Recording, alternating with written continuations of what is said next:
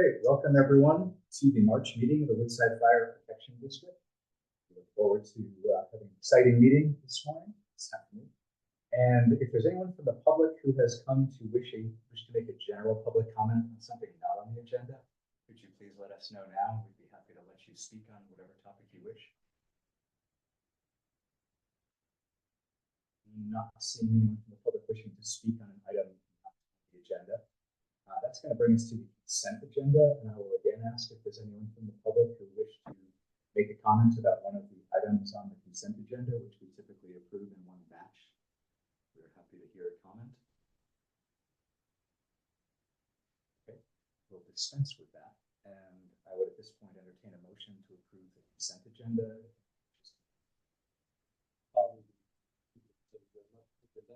Is there a second? All in favor? See the cash balance is rising nicely. Our new admin building is just ahead. Just kidding. Just kidding. It's not. Got to save up a bunch more money. That's good to see that we're getting back to a positive cash position. That will bring us to the regular business agenda item, and we will have a discussion in a moment about the actual topic. But before we do, I will ask if there's anyone from the public who wishes to speak on this topic of the first reading of the Fireman's Ordinance 2501, an ordinance of the Woodside Fire Protection District County, designating fire hazard severity zones and determining event. Is there anyone who wishes to make a public comment on this topic?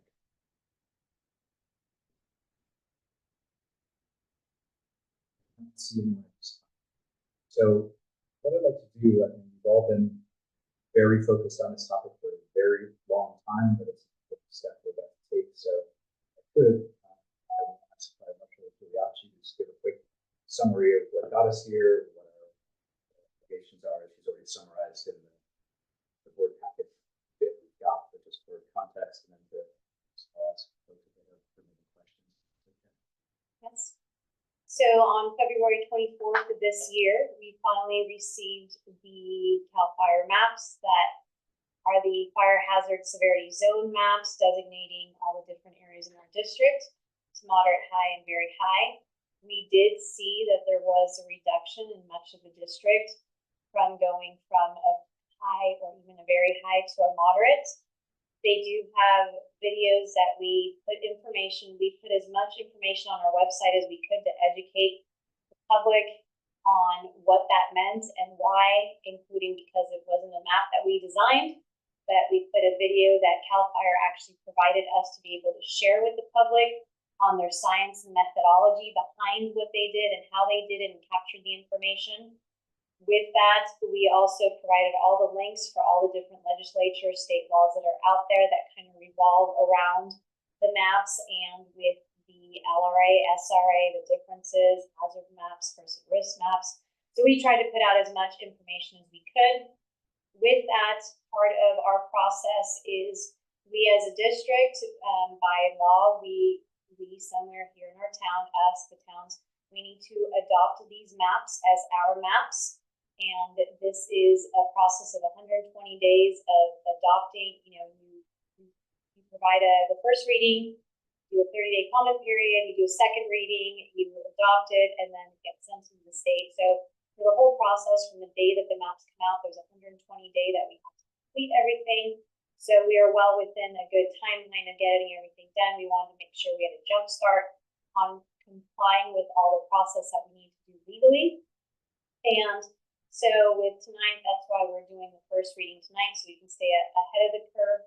We as a district did not feel that we needed to make any changes to the maps, mainly because these are hazard maps, and we do have, for two things. One, we already have an ordinance in place that applies to our entire district when it comes to the defensible space requirements. These hazard maps will be used later on more for the land use and development for the planning departments as they look at how they're going to apply different fire safe regulations. But again, that's another aspect to where we can address different needs and requirements that we want to make sure we're keeping up with the levels of fire regulations and safety we need to within our district. That other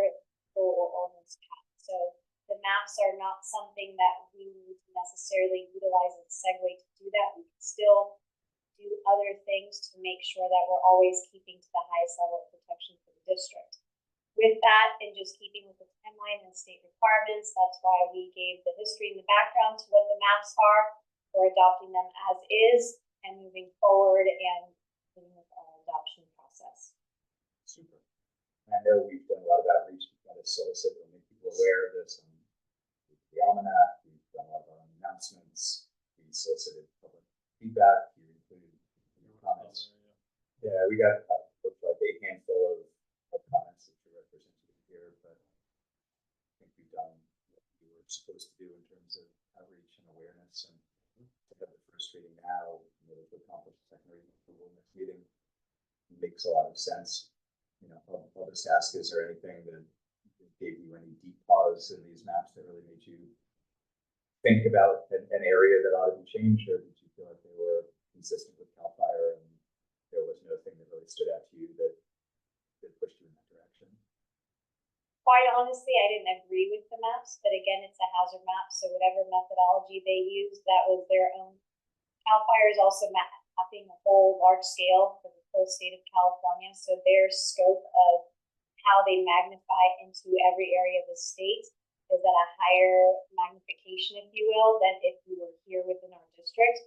We, as professionals here, we know where our threats and our hazards are, so we're going to still move forward with making sure, like I said, that we're going to implement other types of laws and ordinances to protect the district regardless of what the maps may show. If anything, if the maps, we've been told that the maps would not be used as something that insurance would look at, because insurances are based on risk maps and not hazard maps, and that's a big distinction between knowing the two.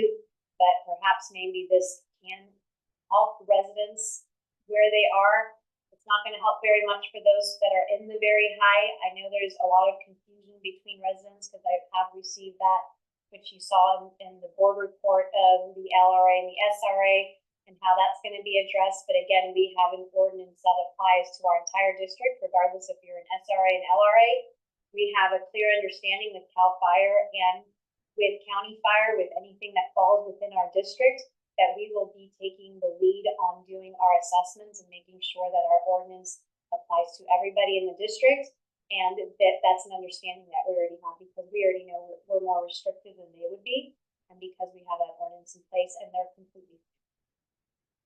And I completely agree with that, that these maps are maps and it's a statewide process we're following, but the approach we have taken is to try to do the right thing for the whole district, and that we see the whole district as my words, not yours, not homogenous, but that all of it is dangerous, and we really treat it as a unit to do things like home hardening and vegetation management district-wide. That's really the only tool we're going to have instead of arguing about block by block, street by street. And that's why I'm also pretty comfortable with the approach we're taking.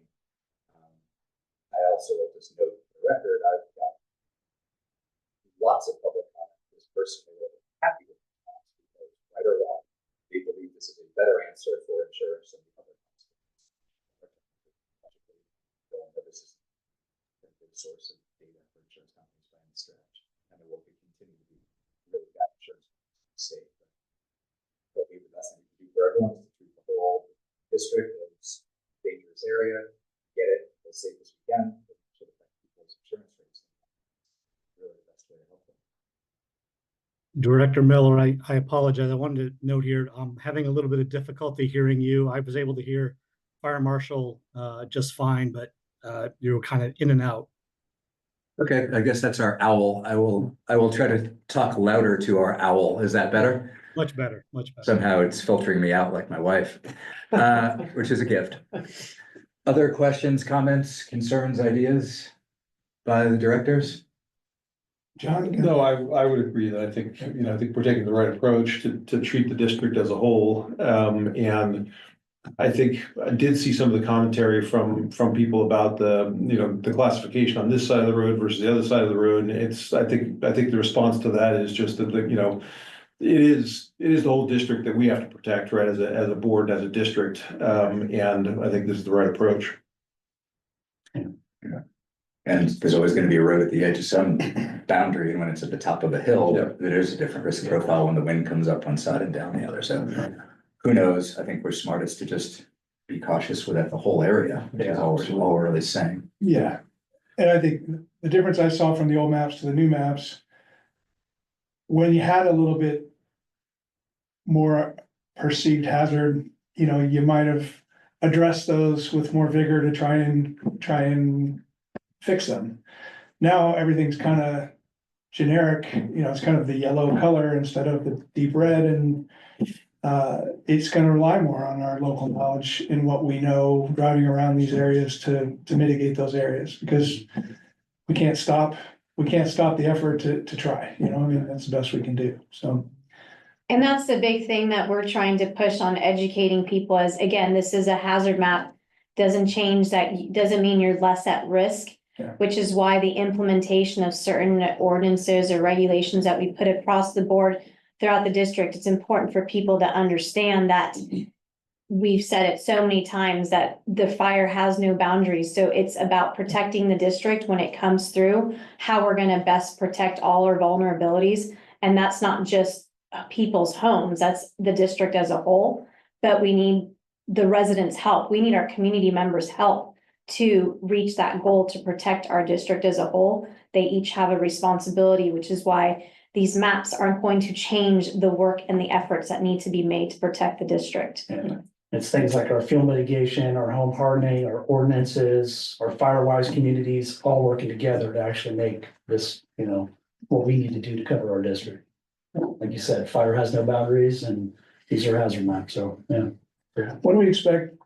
We might expect some feedback if we get it, and we're supposed to pass it along to the state, but what do we expect to happen with the feedback and a result of that within the state? We don't have to give anything to the state. They don't care about the comments or whatever. That's just comments are for people to have a platform to be able to share what their opinions and feedback and thoughts are in regards to this. I think we've done a good job with putting out as much information as we can. You know, we can't reduce anything from where it's at. We can only increase. We already know that increase could be a bad idea for a lot of people. There's no reason to even go to that length. I think it's gonna be a case by case for a lot of people who have those parcels that are cut in half, like, you know, part of the lines here and there. But at least we have an ordinance that overall will make it certain requirements. As far as the state goes, once those comments are received and done, we submit it as part of the board packet. It gets reviewed, we do the second reading, unless there's something catastrophic or something within people's comments that would make us think otherwise, we would still move ahead with adopting, doing the second reading, and then that gets submitted to the state. Makes sense. Okay, if there's no further discussion or questions, I would entertain a motion, though I would suggest someone read it literally from the agenda. There you go. I would propose a motion, Talking to the owl. for ordinance 2501, an ordinance of the Woodside Fire Protection District of San Mateo County, California, designating fire hazard severity zones and determining the ordinance is exempt from the California Environmental Quality Act. I'll second. And just to be clear, that the motion is to introduce and waive reading of this thing, correct? Yes. And you have a I'll second? second the motion. All in favor? Aye. Aye. Aye. Motion passes. The first reading is waived. We have introduced this and found that it is exempt from CEQA. So step one complete. We'll expect to finish the second step next board meeting, barring any new news, which we're always open to. Thank you. That will bring us to staff reports. I appreciate all the work that went into these, and I noted the excitement about the new vehicle wending its way through the process and working out the kinks and facilities and IT. Saw some good progress in the inspection, almost 100 inspections. That's pretty good. And I know there's a lot to go, but that seemed like good news. And there was no unexpected news in the staff reports, which is perhaps the best part. Right. So I appreciate that. I like the EMS closet. Got an old closet full of bandages. It's time for an upgrade finally. The old Yeah. cabinets won't last as long as they were before. So we don't have an ambulance, but do we use those resources within first aid bags or kits that go on the trucks or travel with you guys out? Yeah, that's out all. with your bags? Yeah, so our normal gear, we have to carry like a county standard of medical gear. So after every medical call, we keep a small Replenish. supply, we go back and restock, and then Hamar restocks us a large amount, and then we come to this person on most of the stations. And that was a shared resource for Road City too, or not? No, they do their own. Yeah, they do their own. Got that mixed up, sorry. Yeah. I was also noted, we have a new Firewise community that recently got approved, Woodside West, I believe. Where is Woodside West? It's kind of like where Greer Road is and Kings Mountain and that area. Yeah. I don't know how many, there was a good amount of houses though. I was gonna look up how many houses are actually part of that Firewise, because we've had anywhere from most of the Firewise communities from, 50, 60 houses to 140, 160 homes. So it's been nice to see and even more, certain communities will try and tack onto this one and tack onto that one. So it's just making the Firewise communities grow. But from the report that Deputy Fire Marshal Hurd gave, that's our 13th community in our fire district. That's great. Yeah. What is that as a percentage of homes covered in the district? Do we have a measure of that? No, but I can get that for you for the next report. Yeah. Yeah, interesting to know. yeah, I can give you that percentage, yeah. Is there a map of the Firewise communities?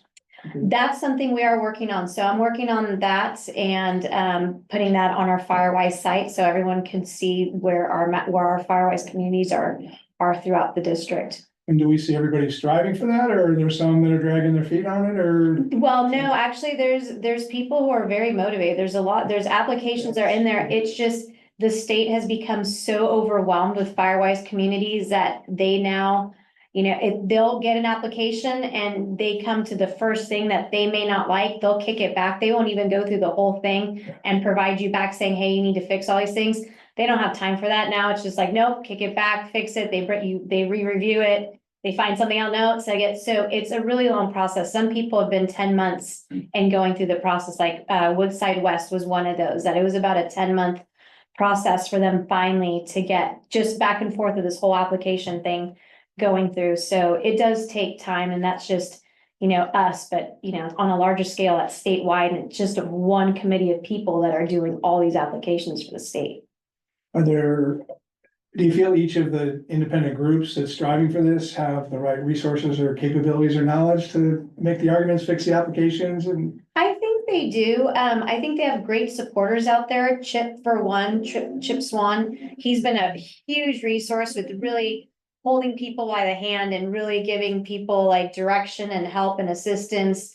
Deputy Fire Marshal Hurd has done the same thing. He tries to give people assistance and direction and resources. So I think we have a lot of different people throughout the district that are willing to offer as much support as they can. So I don't think anybody is ever like, I don't know what to do and no one to help me. I think there's a lot of people out there that have been very supportive. This is a weird question.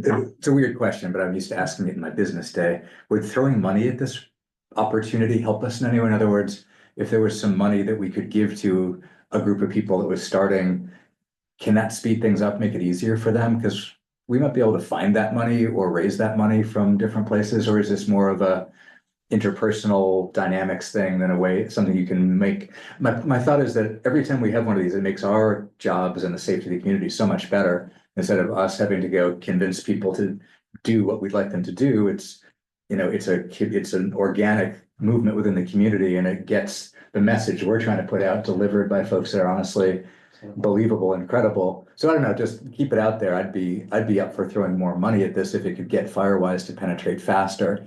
Because if we can really get most of our district or a lot of our district into a Firewise community, we've accomplished a lot of the goals that we've talked about here at the table. We'll still do what we're doing. So I don't know, just a thought. Yeah. It's a thought. Sometimes I don't know if it's the right motivation, but it's kind of like, do you reward your kids with giving them a gift, or is it that being self-gratification of like that reward of that positive reinforcement, as opposed to you kind of want to get, because even though they go through the process, and I think a lot of people want to do it, and a lot of people are, the people who aren't, I don't know if it's so much like a money incentive thing as opposed to having somebody or 2 or 3 people willing to take Yeah, the but lead. let me be clear, I was never gonna throw money at people to pay them to do it. I was more like, if we could hire a facilitator that does the paperwork. Oh, okay. And fights the bureaucracy, which some people have, I mean, most people have a hard time with. I deal with the government a lot, so I'm kind of used to it. I was thinking more like that, not paying people. I'm not Okay. doing that. No, But that like, what are the actually, obstacles to doing it? Maybe it's time, maybe it's knowledge.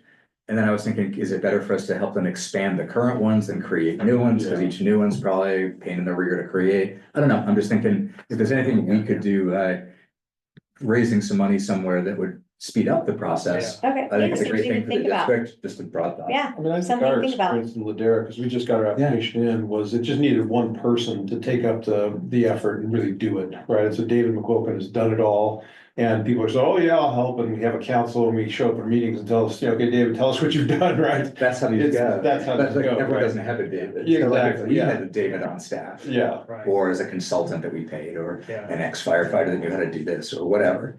Maybe it's just an Yeah, informed thought that came out of my mind, so. Yeah. It's not worth really Yeah, it's a discussing. good idea. I just think that Something the to think Firewise about. thing is just, it's exactly what we're trying to get done, but it isn't us beating on people to go do vegetation management. Right. It's- I think I'd like to couple that with, eventually a position that I'd like to bring to Woodside is a community risk reduction officer who would be doing all our CRR work in the community, and that could be something that's part of a task for them is to help with that.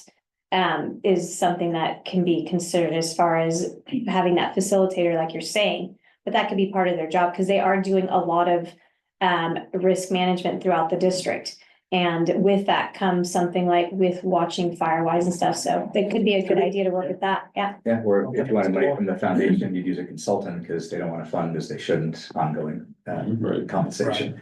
But anyway, it's just a broad idea. I Yeah. just think this is a godsend for the message we're trying to get out. From how much it's grown from just when I first started, even Right. 2 years ago, to see, we were like, it was like 3 or 4, and now where we're at, it's astronomical. It's Yeah. been in hindsight, when you look at the Catching growth, on, it's caught on pretty fast, even with the delay in process. To see that many communities now being a part of the district is amazing. And personally, just my opinion, I believe that certification will really help with insurance eventually, because it's kind of a It says it. point of the realm, if you will. Everyone accepts that standard. A lot of those insurance companies, they're putting on part of their letters, like those things that are going to help with your keeping your insurance or insurance reduction discounts.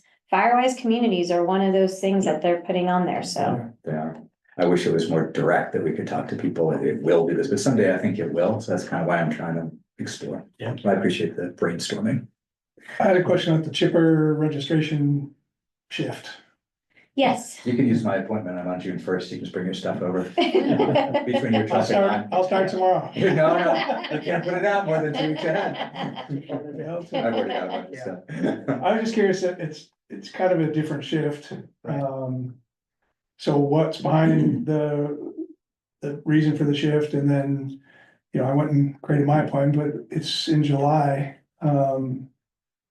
That seems late for when we can have an impact to stop for the summer's fire season Yeah. almost, so. So there's like probably about a 2-page list of all the addresses in the district. So being in July, let's say that's your pickup for your area. It's just where you happen to fall on the list. It's where it would have been in the last system. The dates have not changed as Okay. far as people's neighborhoods. It's pretty much the same. The big thing behind the change is 2 things. One, it's been taking staff a lot of time for inputting all the data and information. This would help us streamline that process where now instead it's an automated, as soon as people make the reservation, it already puts them into the system so that it creates a list of all our residents for that area that are getting picked up. That's one thing. 2, it confirms that they are actually going to participate.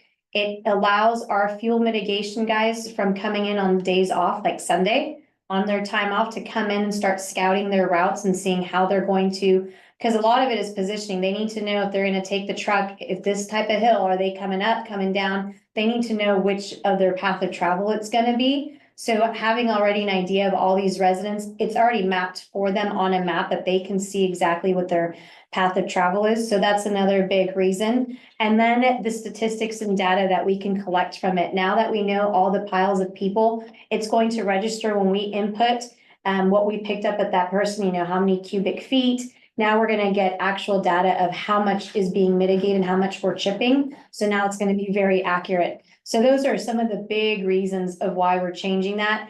With doing that and making things more efficient, rather than spending staff time doing that kind, our staff time can now dedicate their efforts from doing other things that they should be focusing on within fire protection and, throughout the district. Because that's gonna chew away of alleviating that time. So everything we do on a daily basis, we're always looking at what our workload is for all our staff and seeing how the hours are being put into different things.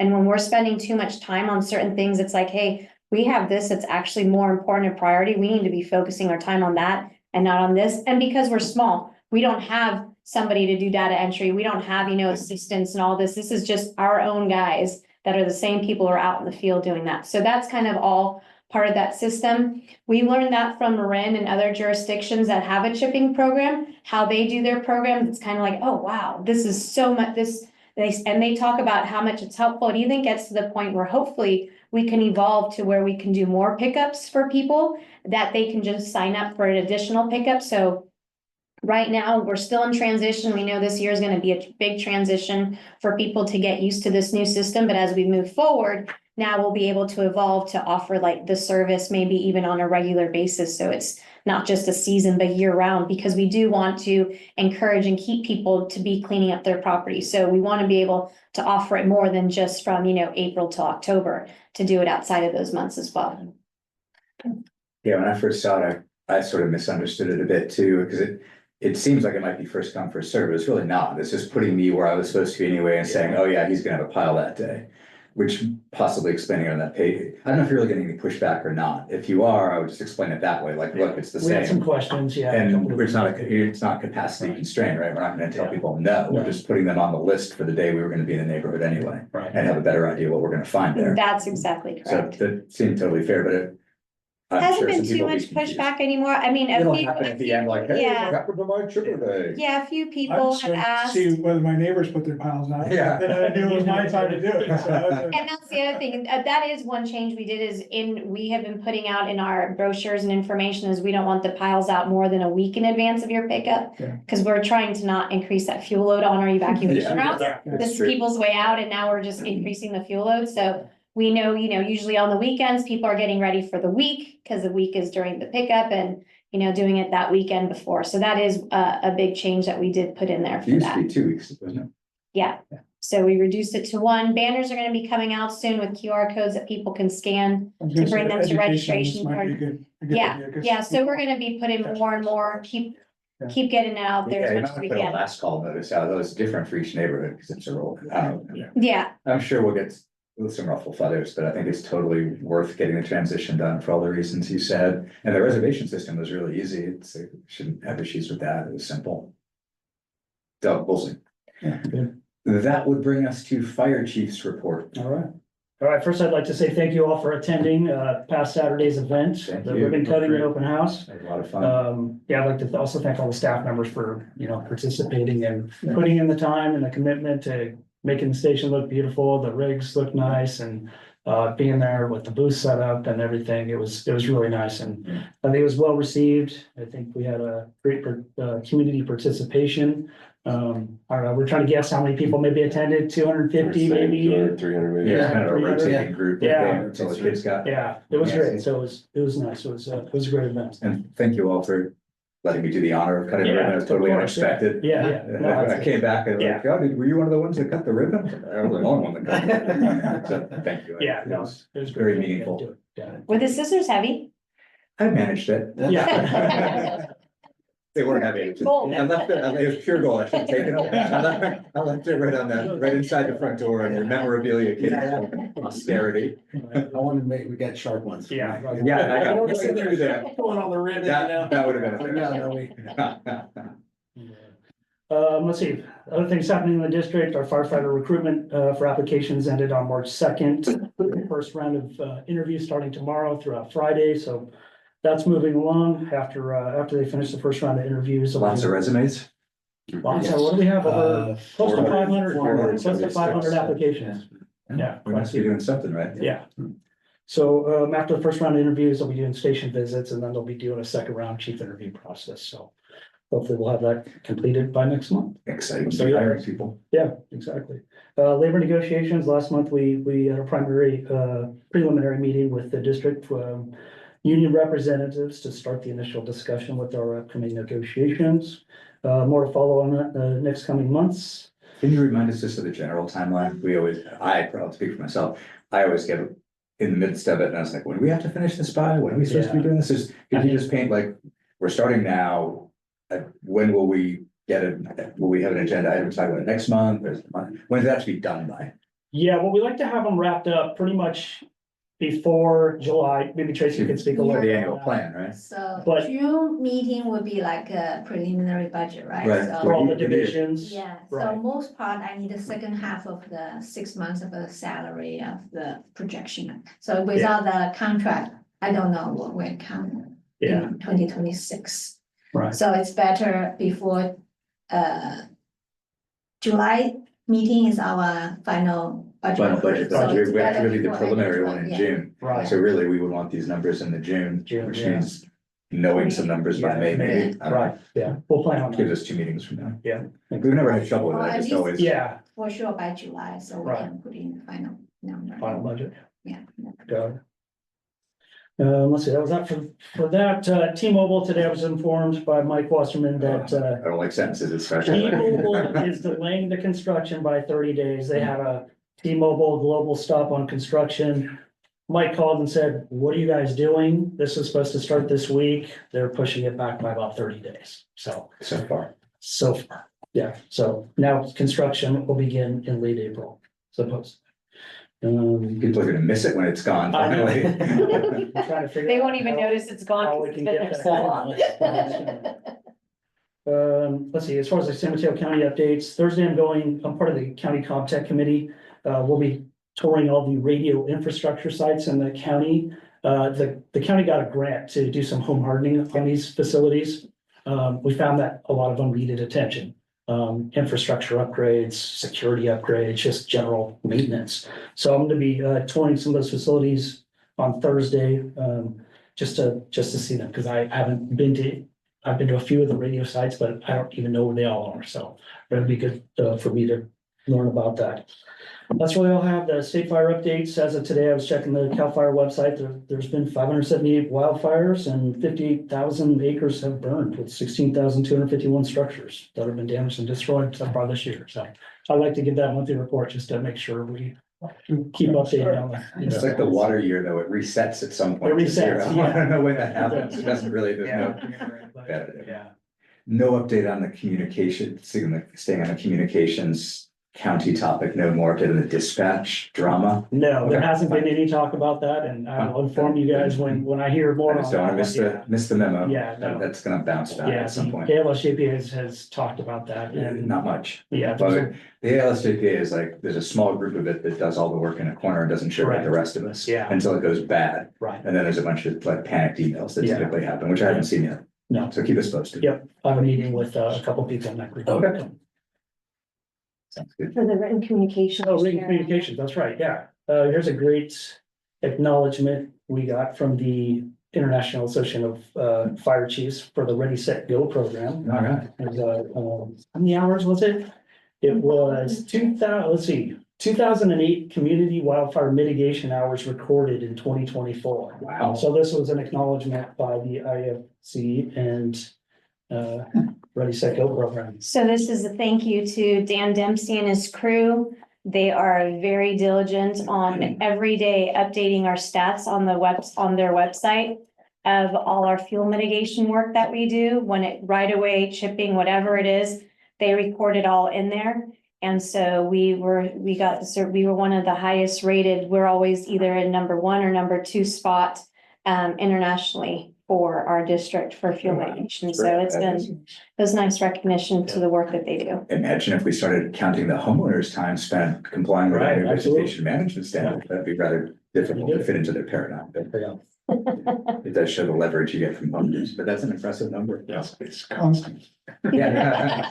Yeah. Well, full-time position just to count. Okay, any other written communications? That was it. For the month? Yeah. Okay, well, we don't have anything on, we don't have a closed session this evening. Nope. So that brings us to the end of our fairly brief meeting. Yeah. But I do appreciate all the work everyone put in and the extra time on the centennial and et cetera. I'm sure we'll have a few interesting things between now and the end of the budget, but Yeah. not as scary as some years. And I look forward to working on the rest of the negotiations around the contracts. I'm sure we can get those straightened out. Yep. So thanks to everyone for their hard work, and I look forward to seeing you all before next month. Yeah. I have And thanks to everyone on, I oh, have sorry, one please go ahead, question John. for, I think it's for Ruben. I'm not gonna be able to attend next month's meeting. Let's make sure Andy knows that. Well, yeah, and given that we're gonna review and approve the ordinance, can I give Matt my proxy to vote We on don't need that? to, as long as there's two of us. Okay, I We just don't wanna make sure need that we three, have but we do two. need two. Yeah, So let's Randy and I, we can take a moment, just Yeah. Randy and I will check next month. Make sure that A, we remembered it all on our calendars, and B, that we're in town. So this is the 29th of April? Correct. Everybody? Yes. Yep. I am here. What about you, Mr. Randy? I am as well. Okay, well, I will not agree to go anywhere. So that should work out fine, so we can finalize Okay. this thing, so don't worry about it. This will be fine, but just remember the other option we do have in these situations, which has now actually been used in the JPA as well. Yeah. Which is, I did this one time, so I'll use myself as the example. I couldn't make a JPA meeting, but I was up at my ranch, but I had to meet a bunch of folks there for some cow issues, and I couldn't get out of it. So all I had to do was supply the address of the ranch before they took the minutes out, as long as I said, hey, 2685 Black Horse Road, come on up, I'll leave a light on, we'll have some steaks. yeah. As long as they put it in the agenda, you can be a fully participating meeting. Remember, as long as there's a quorum in the room. Right. This does not work at all Yeah. with one of us here, but this is how they've done it in the other ones, and I think this is the model for all. Ruben, you can correct me, please, but if there's a quorum in the room, the third person in our scenario could, as long as you notice the location and you're willing to have people come, which, Yeah. you know, if you're in Paris, seems like a fair deal. That seems to be the way this is working throughout the state. So I'm gonna actually pause and say, Ruben, have I got this sort of right, or am I wrong? I would say you're mostly accurate. So I think. It's the best I ever do. But yes, in general, yes, if you can have as long as you have the quorum there present, quorum physically, another person can appear remotely, as long as it is noticed on the agenda is posted at the location, and the location is open to the public so that the public are able to participate in the meeting from that location. And there's a subtlety here, which you remind me of, which is that person under that scenario can fully participate and can vote as long as there's a quorum in the room. There's a different scenario, which I've seen come into play, wherein the person fails to provide the notice. My understanding is, let's just use John as the example. If he had not done any of that, he could still dial into the meeting. He can't vote, Okay. but there's no reason he can't be present, correct? It just, he's here, he's not a voting board member. And he could comment, but maybe he's a member of the public, I don't really know. Yeah, that poses more difficult questions if he's, as opposed to him being there, since he is a member of the board, as whether or not you can actually make that sort of a distinction in that type of thing. But I would I have don't to know either. understand a little bit. I saw it happen in the JPA. We had two people show up and like, oh crap, I never gave the address, but I'd like to at least be in the meeting. And they said, sure, you can be in the meeting, but you can't vote, you can't, Yeah. and we're just gonna declare you a member of the public. So whatever, we won't bother with that for now, but someday it'll happen. Are you gonna be in Hawaii by chance? Yeah. No. Unfortunately, time zone's gonna work the other. Remember, you have to have guests. Yeah, yeah. Tell me where you are. I'll be in Europe if you wanna join. Like It's, like a cop or something. 3 a.m. start time for this one, so that may have to work as well. No, I think we should probably just skip this one. Yeah. I was just trying to learn for the future. Right. Okay. That's good. Well, thank you, everyone. With that, I will draw the meeting to a close. Thanks to all of you who took the time to attend. I appreciate everyone's hard work. We'll see you soon. Bye. Thanks. Thank you, everybody.